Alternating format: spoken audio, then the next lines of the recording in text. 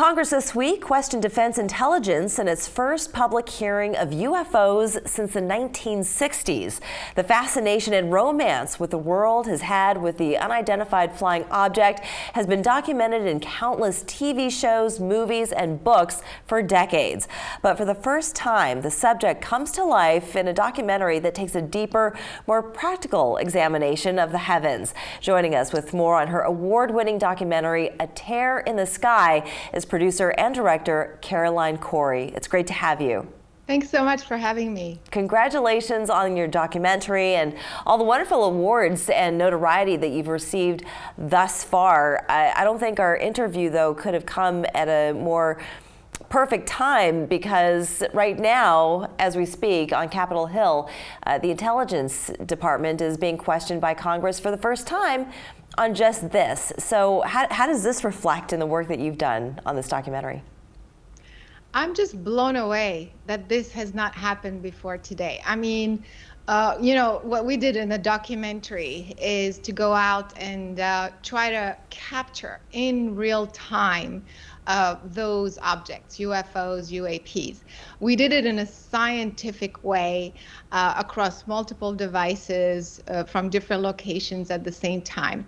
And in 5 days, even though we did have military-grade equipment and scientists on board and the technology and everything else, but we are civilians. And in 5 days, we captured not only incredible anomalies, which people will see in the film, but we captured hundreds of hours of optical data, radiation data, thousands and thousands of frames to go through in 5 days.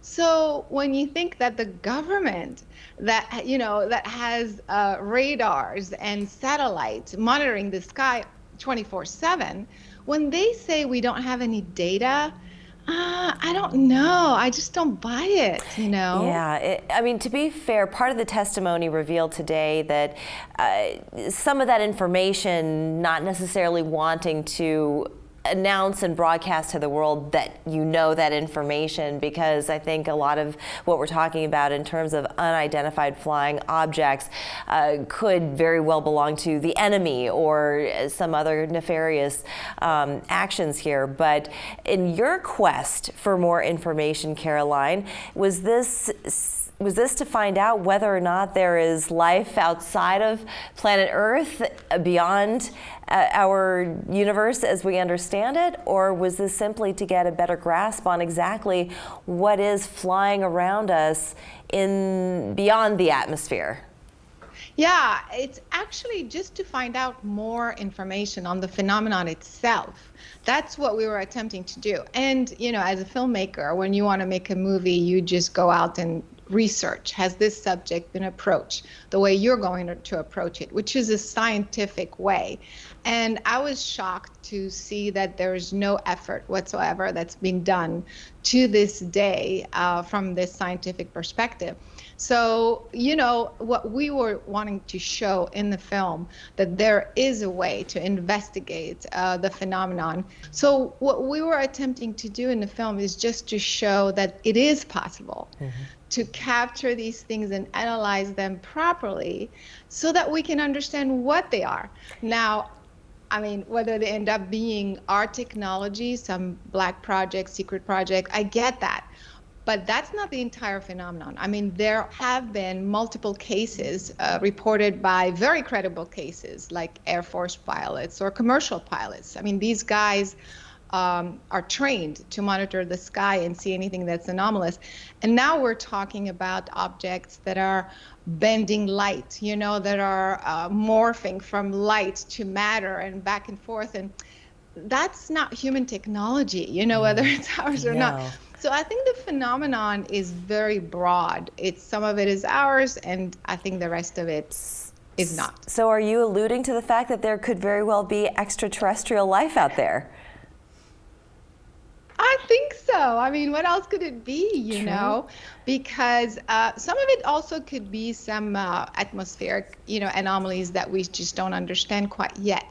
But I mean, the idea that we're the only ones out there in the entire universe just doesn't make sense to me at all.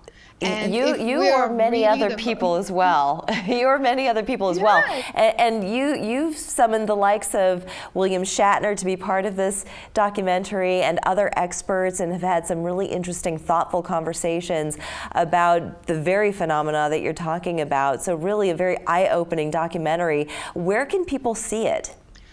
They can see it on Amazon or iTunes, but I think the best way is people should just go to the website, atearinthesky.com, and they'll see all the links there and all the information. Wonderful. Caroline, I want to thank you so much for tackling this subject. First of all, it took 5 days to do this, but how long did it take you to get there? A couple of years. A couple of years. You know, it's not something that happens overnight.